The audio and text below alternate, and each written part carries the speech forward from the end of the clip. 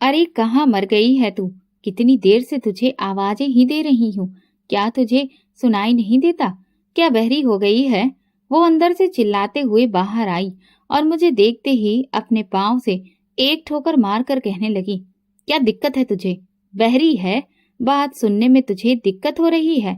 चल जा, उठ, मेरे लिए एक गिलास पानी लेकर आ। गर्मी के मारे बुरा हाल हो रहा है। मैं उस वक्त आंगन की सफाई करने में व्यस्त थी।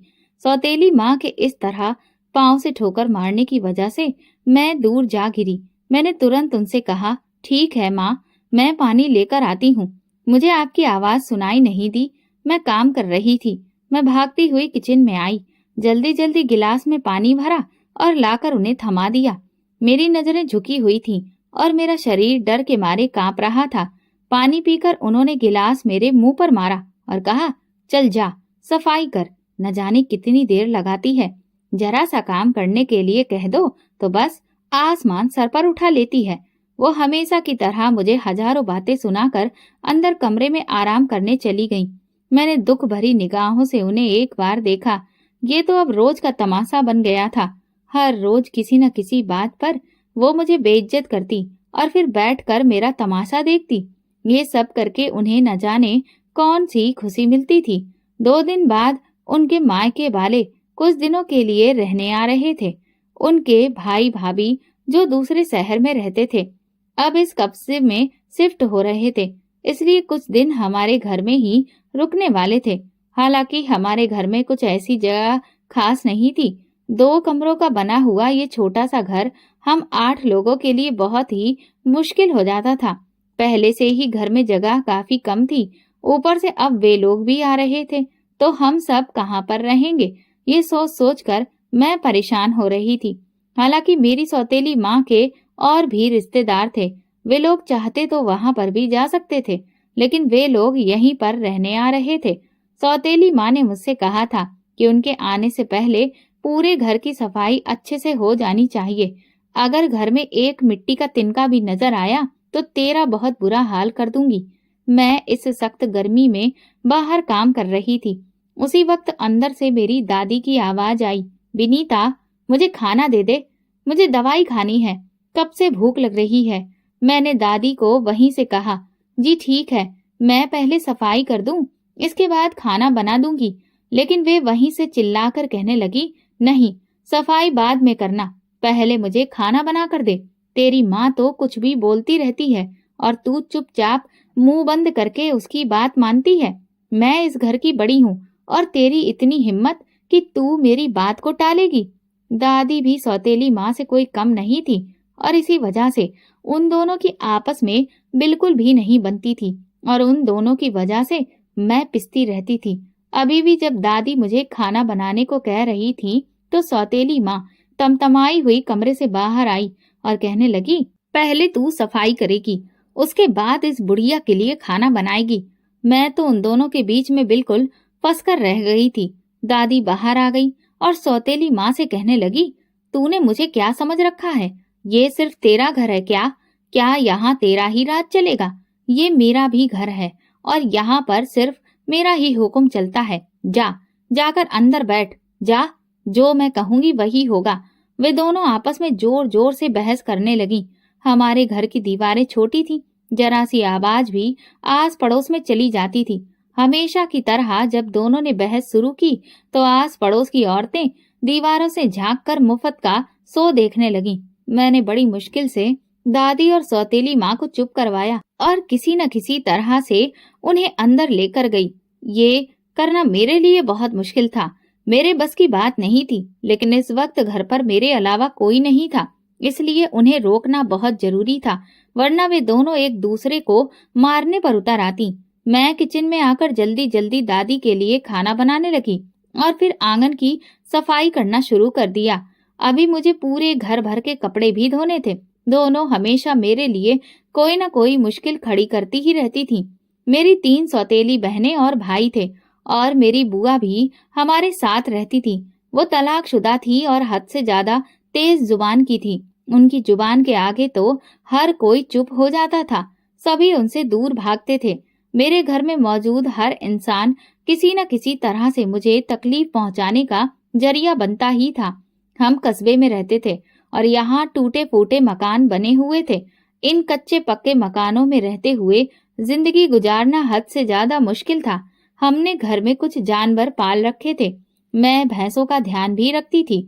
उन्हें चारा डालना, उनकी सफाई करना, उनका दूध निकाल कर कस्बे में बेचना, ये सारा काम भी मेरे सिर पर ही रखा गया था। घर में मेरे अलावा कोई भी काम काज नहीं करता था। मेरे पिता एक मजदूर थे।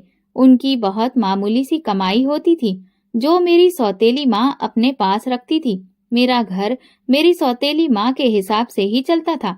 दादी शोर तो बहुत करती थी, लेकिन असलियत में दादी का कोई भी हुक्म यहाँ सुना नहीं जाता था। इसलिए दादी और बुआ और सौतेली माँ तीनों मुझ पर ही चिल्लाती और मुझ पर ही हुक्म चलाती थी। क्योंकि मैं कमजोर थी, कुछ कह नहीं सकती थी। खामोशी से मैं सबकी बात मान लेती थी। मेरी ये मजबूरी थी, वरना क्या पता ये लोग कब मुझे धक्के देकर इस घर से ही निकाल देते। मेरी माँ की जिंदगी में भी दादी और माँ की भी कभी नहीं बनी थी। दादी को माँ एक आंख नहीं भाती थी।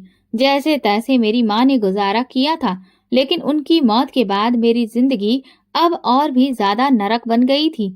मैं सिर्फ 10 साल की थी जब मेरी माँ का देहांत हो गया था। मेरे पिता ने 2 महीने बाद ही दूसरी शादी कर ली थी। सौतेली माँ मुझ पर खूब जुल्म करती थी, यहाँ तक कि उसने मेरी पढ़ाई भी छुड़वा दी थी। पहले भी घर के सारे काम काज मैं ही करती थी, क्योंकि बुआ और दादी पूरा दिन बैठकर चारपाई तोड़ती थी और मुझसे काम करवाती थी। अब तो मेरे पिता के साथ सौतेली माँ भी मिल गई थी। सब लोग मिलकर मुझे खूब बेइज्जत करते थे और तकलीफें देते थे।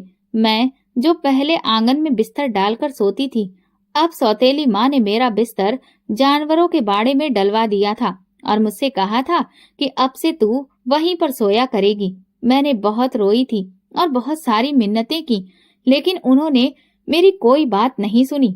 दादी और बुआ तो वैसे भी कमरे में मुझे सोने नहीं देती थी। वहां पर मेरे सौतेले भाई बहनों ने सोना शुरू कर दिया था। इस घर के किसी भी कोने में मेरे लिए कोई भी जगह नहीं थी। हालांकि घर के सारे काम काज मैं ही करती थी, इसके बावजूद किसी के भी दिल में मेरे लिए जरा सा भी एहसास नहीं था। मेरे सौतेले भाई बहन जब स्कूल जाते तो उन्हें देखकर मुझे बहुत रोना आता था। मैं भी तो स्कूल जाना चाहती थी। क्या मेरी ये उम्र थी कि घर में बैठकर मैं ये सारे काम करती? मेरा भी तो पढ़ाई करने का अधिकार था, लेकिन मुझे मेरा बस्ता और किताबें छीन ली गई थी। मुझे पढ़ने का इतना ज्यादा शौक था कि जब भी वे लोग पढ़ते थे तो मैं हसरत भरी निगाहों से उनकी तरफ देखकर चुप रह जाती थी। कितने खुशकिस्मत थे वो सब, और एक मैं थी जिसे यहाँ पर खाने को भी कुछ नहीं मिलता था। पूरा दिन जानवरों की तरह सबके लिए काम करती, खाना बनाती, घर की सफाई वगैरह करती। इसके बाद भी मेरे हिस्से में सिर्फ बची हुई सूखी रोटियां ही आती थीं। कभी अगर मैं अपने पिता से शिकायत करने के बारे में सोचती भी तो उनका गुस्सा देखकर मेरी जुबान अपने आप ही बंद हो जाती थी, क्योंकि वे भी अपने आगे किसी को कुछ नहीं समझते थे, सिर्फ सौतेली माँ की ही बात मानते थे। दादी और बुआ भी मेरे बारे में नहीं सोचती थी, किसी को भी मेरी कोई परवाह नहीं थी। अभी मैं दादी को खाना बनाकर दे चुकी थी, इसके बाद मुझे सबके लिए खाना बनाकर तैयार करना था। जब भी घर में कुछ खत्म होता तो मुझ पर इल्जाम लगाया जाता कि मैं उसे बर्बाद कर देती हूँ। फिर सौतेली माँ ये इल्जाम लगाकर मुझे खूब मारती पीटती और कहती, रोज रोज राशन नहीं लाया जा सकता। तेरे बाप की कोई फैक्ट्री नहीं चल रही है जो तू सब कुछ इतनी जल्दी खत्म कर देती है। हालांकि ऐसा नहीं था। मैं तो कोई भी चीज बर्बाद नहीं करती थी, हर चीज बहुत ही संभाल कर इस्तेमाल करती थी। लेकिन घर में इतने ज्यादा खाने वाले लोग थे तो जाहिर सी बात थी कि खर्चा तो होना ही था। इसमें भला मेरा क्या कसूर था? लेकिन कसूरवार तो आखिर में मुझे ही ठहराया जाता था। 2 दिन पहले की ही बात है। सौतेली माँ ने मुझसे कहा कि चाय बना दो, उनके सिर में दर्द हो रहा है। मैं किचन में गई तो देखा कि चीनी खत्म हो गई थी। हालांकि थोड़ी देर पहले ही मैंने वहां पर चीनी रखी देखी थी। जब जाकर मैंने उनसे इस बारे में बात की तो उन्होंने मुझे जोरदार लात मारी और कहा, दफा हो जा यहाँ से। हर वक्त बस यही बोलती रहती है कि ये नहीं है, वो नहीं है। तेरे मुंह से सिर्फ यही शब्द निकलते हैं। कहाँ गई चीनी, बता मुझे। वो मुझे बालों से पकड़कर घसीटती हुई आंगन में ले आई और मैं रोती जा रही थी। मेरे बाल छोड़ दो, मुझे बहुत दर्द हो रहा है। लेकिन वे मुझे घसीट रही थी। अंदर से दादी आवाज सुनकर बाहर आई और बोली, दोबारा तमाशा लगा दिया है क्या? अब क्या हो गया है? सोने नहीं देगी चैन से? सौतेली माँ ने कहा, अरे कैसे सोने दूं, यहाँ तो चोर भरे पड़े हैं। परसों ही तो चीनी लेकर आए थे और अब वो भी खत्म हो गई। किसने दी चीनी? मैं जानती थी कि ये किसका काम है। मेरी सौतेली बहन जो मुझसे हद से ज्यादा नफरत करती थी, अक्सर चीजें छुपा देती थी जिससे मुझ पर चोरी का इल्जाम लग जाता था। फिर सौतेली माँ ने मुझे आंगन में इतना बुरी तरह से मारा कि कई घंटे तक तो मैं उठ ही नहीं पाई। लेकिन फिर भी उठकर घर के काम काज तो मुझे ही करने थे। अभी तक मेरे जख्मों में बहुत दर्द था, लेकिन इस हालत में भी मुझसे घर के काम करवाए जा रहे थे। अगर कभी मुझे बुखार चढ़ जाता तो चाहे मैं जितना भी तड़पती रहती, एक गोली तक मुझे नहीं दी जाती थी। डॉक्टर को दिखाना तो दूर की बात थी, बल्कि अगर मैं अपना दर्द किसी से कह भी देती तो उसे ड्रामा या बहाना बना दिया जाता था। हर गुजरते दिन के साथ मेरे अंदर जीने की उम्मीद खत्म होती जा रही थी। लेकिन इन हालातों में भी मैं भगवान का धन्यवाद करने की कोशिश करती थी। मैं हमेशा सुबह शाम पूजा करती थी। मेरी माँ ने मुझे सिखाया था कि सुबह शाम भगवान से प्रार्थना किया करो, उनसे मदद मांगा करो, और मैं वही सब कर रही थी। रोते हुए भगवान से भीख मांगती थी कि मुझे इन जालिमों से किसी भी तरह से मुक्ति दिला दे, उनके दिल में मेरे लिए रहम भर दे। मुझसे अब और बर्दाश्त नहीं होता।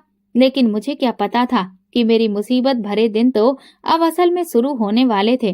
2-3 दिन बाद जब मेरी सौतेली माँ के घर वाले रहने के लिए आए तो उन्होंने मेरा जीना और भी ज्यादा मुश्किल कर दिया। मैं पूरा दिन काम में व्यस्त रहती थी। वे लोग भी बाकी लोगों की तरह ही मुझ पर झूठी शिकायतें लगाते रहते थे। उनकी भाभी ने मुझसे कहा, मुझे चाय बनाकर दो। मैंने उन्हें 2 मिनट इंतजार करने को क्या कह दिया। उन्होंने आसमान ही सर पर उठा लिया और कहा, ये लड़की तो हमें बातें सुना रही है। इसका कहना है कि हम लोगों को यहाँ से निकल जाना चाहिए। हालांकि मैंने ऐसी कोई बात नहीं कही थी, मगर जब सौतेली माँ ने ये सुना तो उन्होंने मुझे सबके सामने आंगन में बिठाकर खूब मारा। मेरे पिता एक तरफ बैठकर तमाशा देख रहे थे। उन्होंने एक शब्द भी नहीं कहा।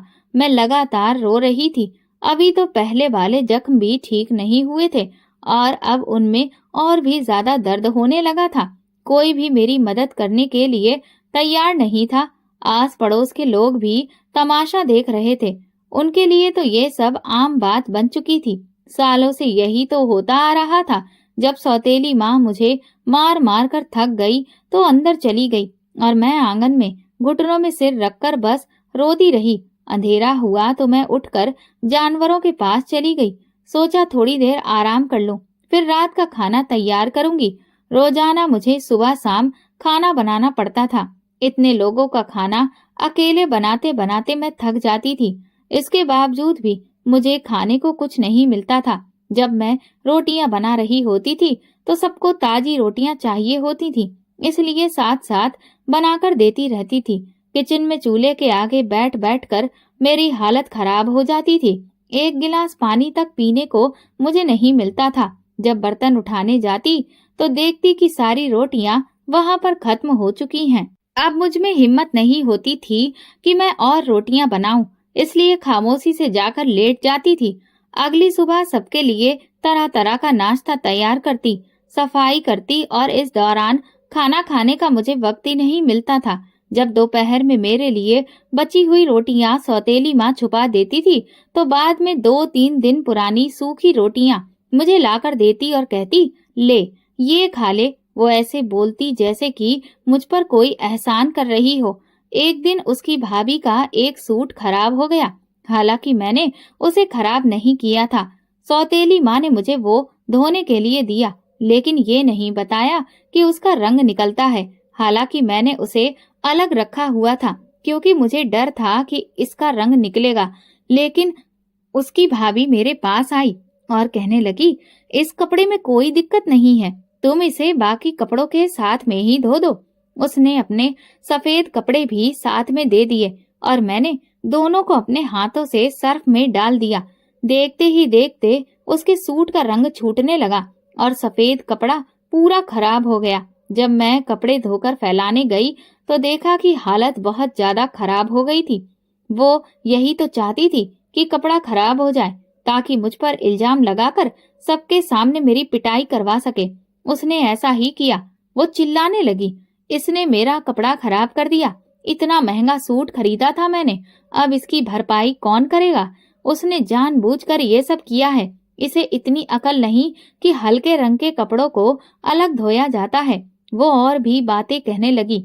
मैंने सोचा भी नहीं था कि वो इतना बड़ा तमाशा खड़ा करेगी। इतना अरसा हो गया था, लेकिन मैं लोगों की चालाकियों को समझ ही नहीं पाती थी। हर कोई मुझे इसी तरह से बेवकूफ बना देता था। एक बार फिर सौतेली माँ ने मुझे खूब मारा पीटा। वो बस यही काम ठीक से करती थी, लेकिन मेरे शरीर को अब तक उसकी मार की आदत नहीं हुई थी। हर बार वो बहुत ज्यादा मुझे दर्द होता था और मैं अकेले में बैठकर खूब रोती थी। जब तक वे लोग यहाँ पर रहे यही सब होता रहा। जाते जाते भी सौतेली माँ की भाभी मुझ पर इल्जाम लगाकर गई कि मैंने उसके जेवरात चोरी किए हैं। जब मेरे सामान की तलाशी ली गई तो कुछ भी नहीं मिला। बाद में जब पूरे घर को देखा गया तो पता चला कि वो तो मेरी सौतेली बहन ने चुराए थे, लेकिन इसका इल्जाम भी मुझ पर ही लगा दिया गया, ये कहकर कि मैंने जानबूझकर वो गहने वहां पर छुपा दिए होंगे ताकि अपनी सौतेली बहन को फंसा सकूं। हालांकि मैं इस बारे में कुछ भी नहीं जानती थी। सब लोग जानते थे कि मेरी सौतेली बहन की आदत कैसी है। वो किसी न किसी चीज को बिना पूछे उठा लेती थी और फिर उसे अपने पास छुपा कर रख लेती थी, लेकिन उसके हर गलत काम को नजरअंदाज कर दिया जाता था और जो कुछ भी वो करती थी उसका इल्जाम मुझ पर आ जाता था। मैंने कभी नहीं सोचा था कि वो मुझसे इतनी नफरत करेगी।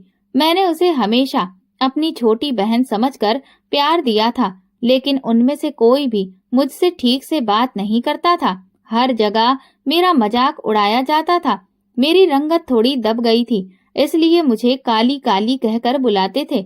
ये सब सुनकर मेरी आंखों में आंसू आ जाते थे, लेकिन वहाँ कोई ऐसा नहीं था जिसके दिल में मेरे लिए थोड़ा भी रहम हो।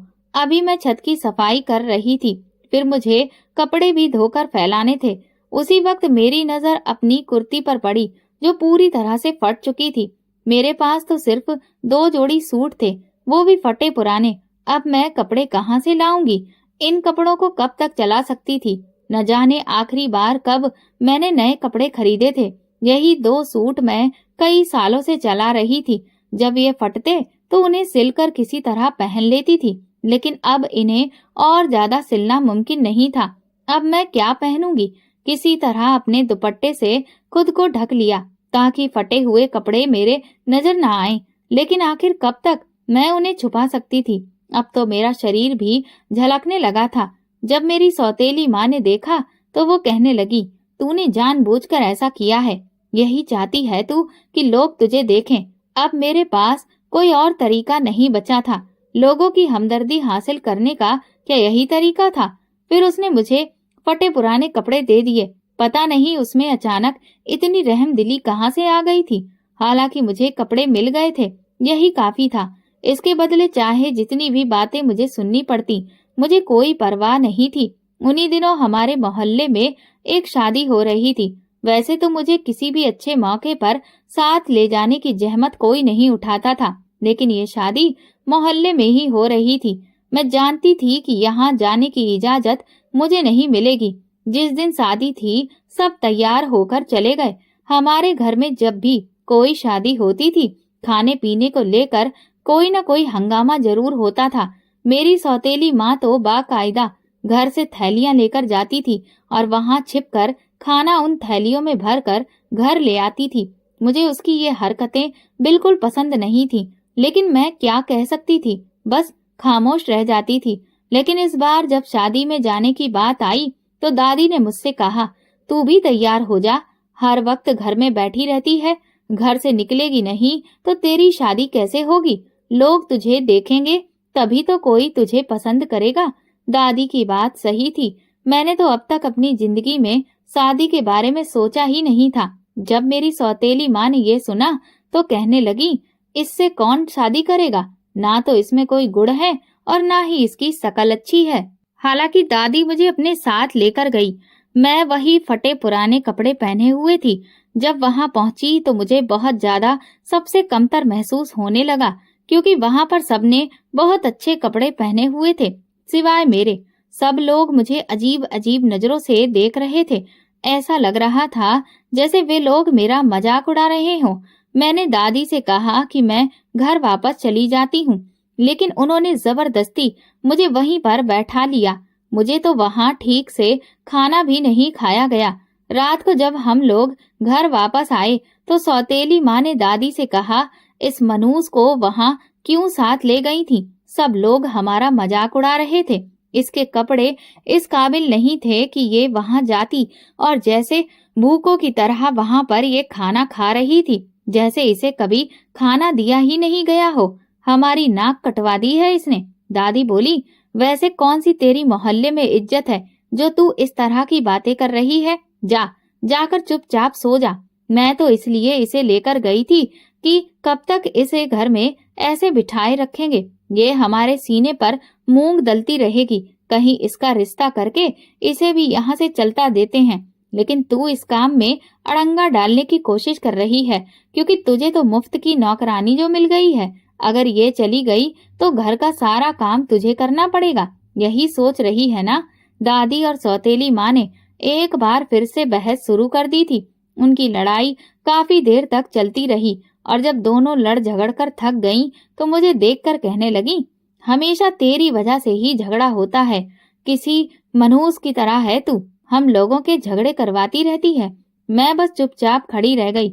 अपनी मर्जी से वो लोग लड़ाई करती हैं और फिर मुझ पर इल्जाम लगा देती हैं कि मेरी वजह से झगड़ा हुआ। मेरी सौतेली बहन जो खूब सारा मेकअप करके शादी में गई थी, अपने कमरे में लेटी हुई उन दोनों की लड़ाई सुन रही थी। जब दादी अंदर चली गई तो वो बाहर आई और अपनी माँ से कहने लगी, माँ चलो अंदर चलकर लेट जाओ, परेशान मत हो। ये और दादी तो बस सपने ही देखते रह जाएंगे। इस काली से तो कस्बे का कोई भी लड़का शादी नहीं करेगा। आप फिक्र मत करो, ये यहीं कुंवारी बैठी रहेगी। उसके ऐसा कहने पर मेरी आंखों में आंसू आ गए। वो हमेशा मेरा दिल तोड़ देती थी। हमेशा इसी तरह की बातें करती थी कि मैं कई दिनों तक अंदर ही अंदर सुलगती रहती थी। वो अपनी जुबान से मुझे तीर मारने में कभी भी बाज नहीं आती थी। किसी न किसी बात को लेकर वो मेरी बेइज्जती करती रहती थी। उसकी बहुत सी सहेलियां थीं। वो बाहर घूमने भी जाती थी, लेकिन मुझे कहीं जाने की इजाजत नहीं थी, ना ही किसी से दोस्ती करने की। मेरी जिंदगी तो बस घर के कामों और घर के लोगों के हाथों बेइज्जत होने में ही बीत रही थी। कभी कभी मेरा भी दिल करता था कि मैं कहीं बाहर जाऊं, लोगों से हंसूं बोलूं, बाजार जाकर अपनी पसंद की चीज खरीदूं, लेकिन ये सब करने का हक मेरे पास बिल्कुल नहीं था। मैं अपनी किसी भी खुशी का इंतजार भी नहीं कर सकती थी। होली दिवाली पर भी कोई मेरे बारे में नहीं सोचता था। मुझे सिर्फ तकलीफ ही मिलती थी। होली वाले दिन सब लोग रिश्तेदारों के यहाँ मिलने जाते थे, लेकिन मैं घर पर बैठकर घर के कामों में ही लगी रहती थी। कभी कोई मुझसे ये तक नहीं पूछता था कि मुझे किसी चीज की जरूरत है या नहीं। सबसे ज्यादा तकलीफ तो मुझे इस बात की होती थी कि मेरे पिता ये सब देखते हुए भी अनजान बने रहते थे। एक बार भी उन्होंने मेरे हक में एक शब्द तक नहीं कहा। हालांकि रोज उनके सामने ये लोग मुझे मारते पीटते थे।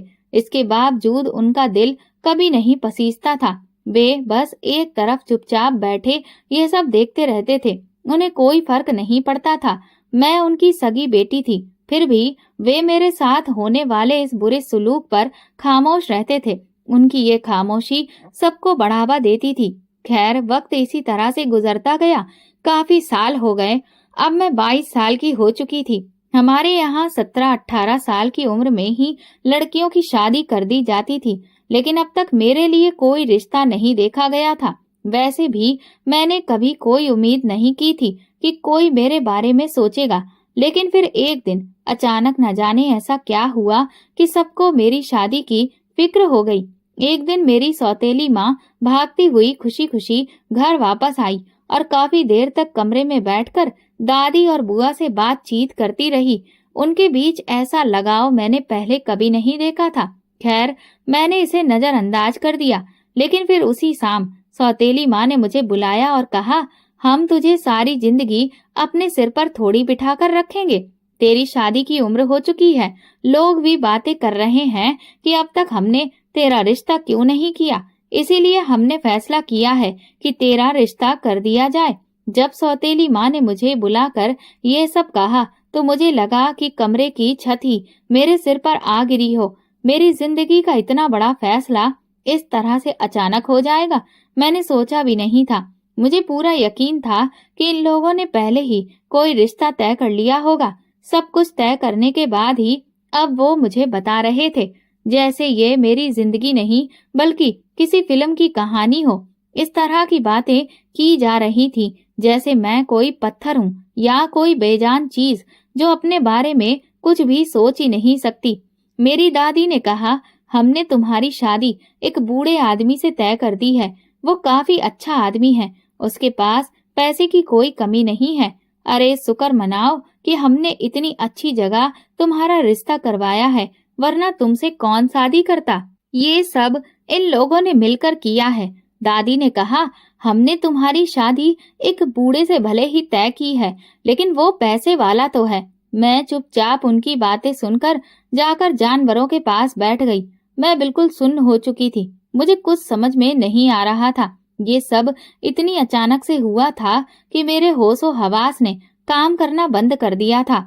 मैं नहीं जानती थी कि वो बूढ़ा मेरे साथ क्या करेगा। क्या उसके साथ शादी करना ठीक है या नहीं। वैसे भी यहाँ किसी ने कौन सा मुझसे कोई राय मांगी थी या मुझसे पूछा था। मेरा कुछ कहना भी अब बेकार था। लेकिन मुझे बहुत ज्यादा डर भी लग रहा था। मैंने लोगों से सुन रखा था कि बड़ी उम्र के लोगों से अगर शादी करो तो वे बहुत बुरी तरह से पेश आते हैं, और उस बूढ़े आदमी को तो मैं बिल्कुल भी नहीं जानती थी। अगर उसने मुझ पर शक किया और वैसे ही पेश आया जैसे यहाँ सब लोग मुझसे पेश आते हैं, तो मेरी जिंदगी तो बर्बाद होकर रह जाएगी। मैंने सोचा कि एक बार अपनी सौतेली माँ से इस बारे में बात करती हूँ कि वो मेरी यहाँ शादी ना करवाएं। हो सकता है उनके दिल में मेरे लिए थोड़ा सा रहम आ जाए और वे मेरी बात मान जाएं। एक बार कोशिश करने में कोई बुराई नहीं है। यही सोचकर मैं अगले दिन हिम्मत करके उनसे बात करने गई। मैंने कहा, मुझे आपसे एक बहुत ही जरूरी बात करनी है। वो गुस्से में बैठी हुई थी। मुझे डर भी लग रहा था, लेकिन मुझे बात तो करनी ही थी। जब मैंने कहा कि मैं ये शादी नहीं करना चाहती हूँ, आप इस शादी से इनकार कर दें, तो वो गुस्से से उठी और मुझे इतनी जोर से थप्पड़ मारा कि मैं आंगन में जाकर मुंह के बल गिर गई। उन्होंने कहा, तेरी इतनी हिम्मत कि तू मेरी बात को मानने से इनकार करे। इस शोर की आवाज को सुनकर सब लोग वहां जमा हो गए। दादी ने पूछा, अब क्या मुसीबत हो गई है जो तू दिन दहाड़े इस तरह इसे मारने पीटने लगी है। बताएगी कि क्या मामला है। सौतेली माँ बोली, अरे मामला क्या है, ये सब तो यही बताएगी। इसकी जुबान बहुत ज्यादा चलने लगी है। ये कह रही है कि ये शादी नहीं करेगी। ये सुनकर दादी ने भी मुझे एक ठोकर मारी और कहा, क्यों री, तेरे अंदर इतनी हिम्मत आ गई कि हमारे फैसले से इनकार करेगी। ये फैसला हम सबने मिलकर किया है। तू होती कौन है इससे इनकार करने वाली। मैंने तो सोचा भी नहीं था कि इस समय ये लोग एक साथ शामिल होंगे। वैसे तो किसी भी बात में एक दूसरे का ये कभी साथ नहीं देते थे, तो इस बात में ये कैसे शामिल हो गए। जरूर दाल में कुछ काला है। कोई तो मकसद होगा इन सब का। बिना अपने फायदे के तो ये लोग कुछ भी नहीं करते। मेरे इनकार ने उन सबको भड़का दिया था। सौतेली माँ कहने लगी, क्यों, तेरा चक्कर किसी और के साथ चल रहा है ना, जो तू शादी से इनकार कर रही है।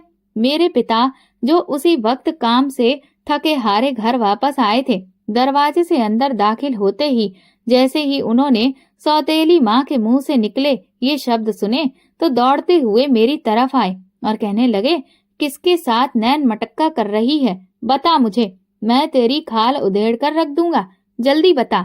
ये कहकर वो मुझे जोर जोर से मारने लगे।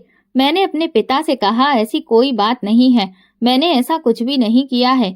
मेरी बात का यकीन क्यों नहीं कर रहे हैं आप लोग? मुझे बस उस बूढ़े आदमी से शादी नहीं करनी है। सब मिलकर मुझे मारने लगे, यहाँ तक कि मैं उनके जुल्म सहते सहते बिल्कुल बेहोश हो गई।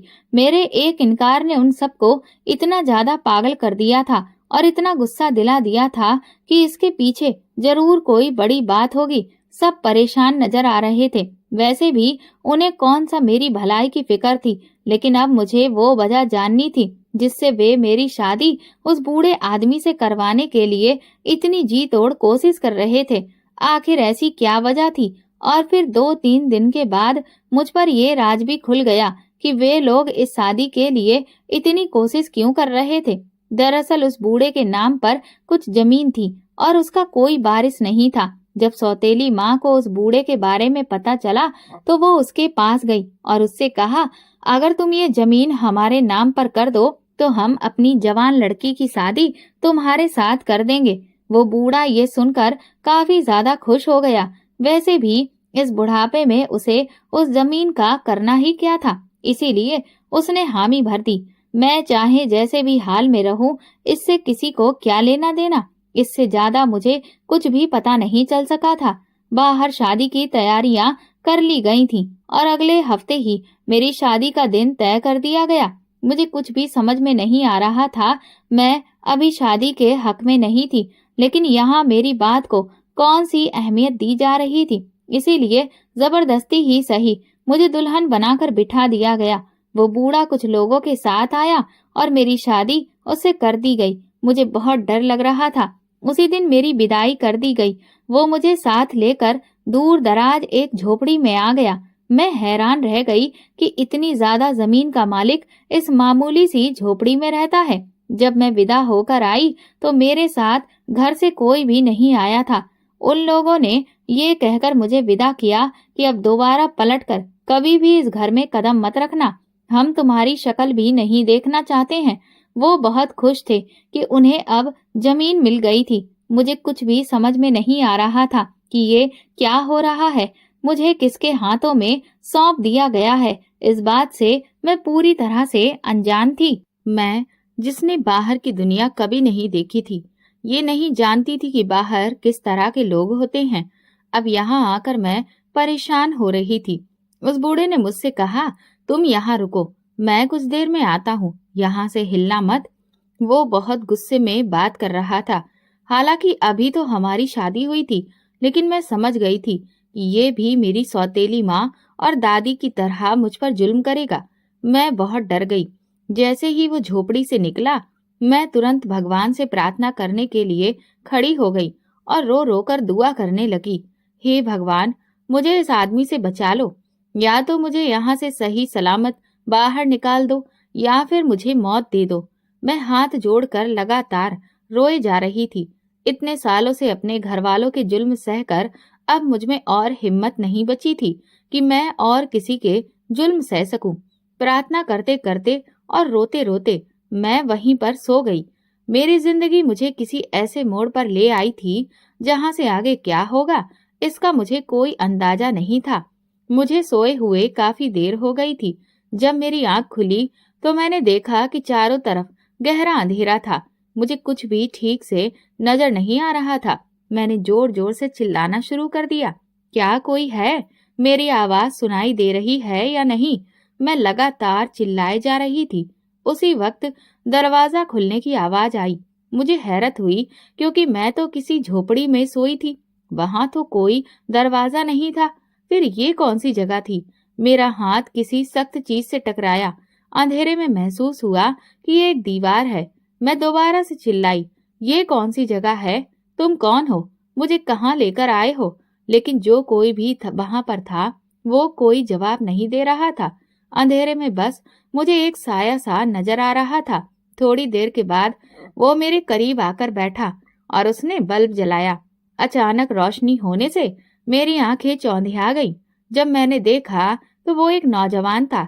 मैं बुरी तरह घबरा गई। उसने कहा, डरने की कोई बात नहीं है, मैं तुम्हें कोई नुकसान नहीं पहुंचाऊंगा, बल्कि तुम्हें गलत हाथों से बचाकर लाया हूँ।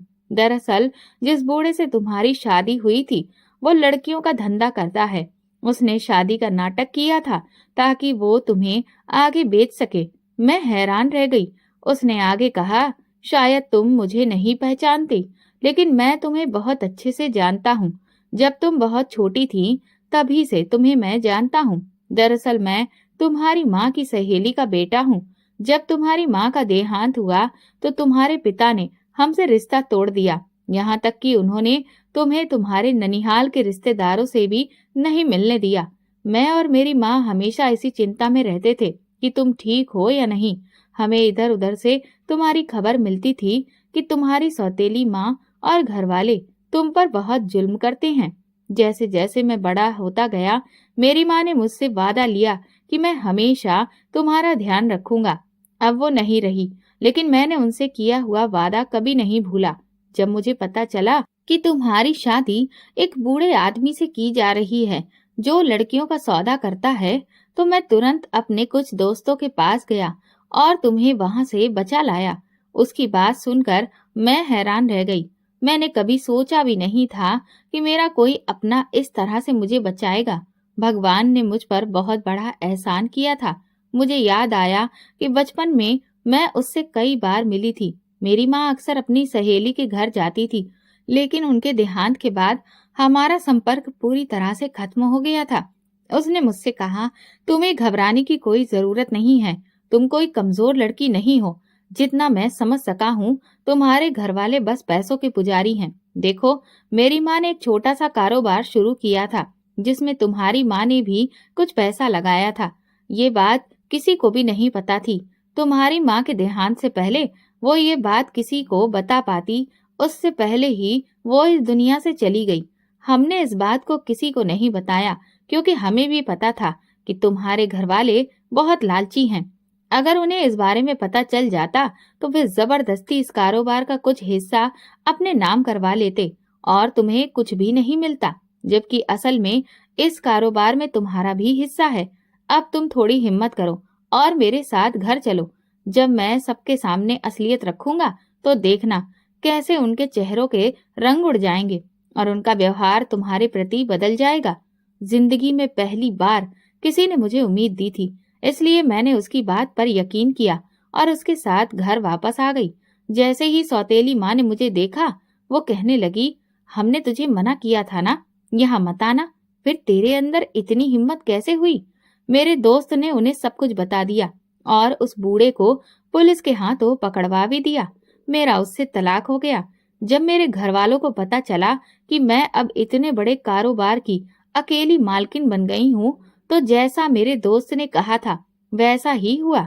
उनके चेहरे के रंग बदल गए और उनका व्यवहार भी, लेकिन अब मैं उनका असली चेहरा देख चुकी थी, इसलिए मैंने उन सबको छोड़ दिया और अपनी माँ की सहेली के घर आ गई।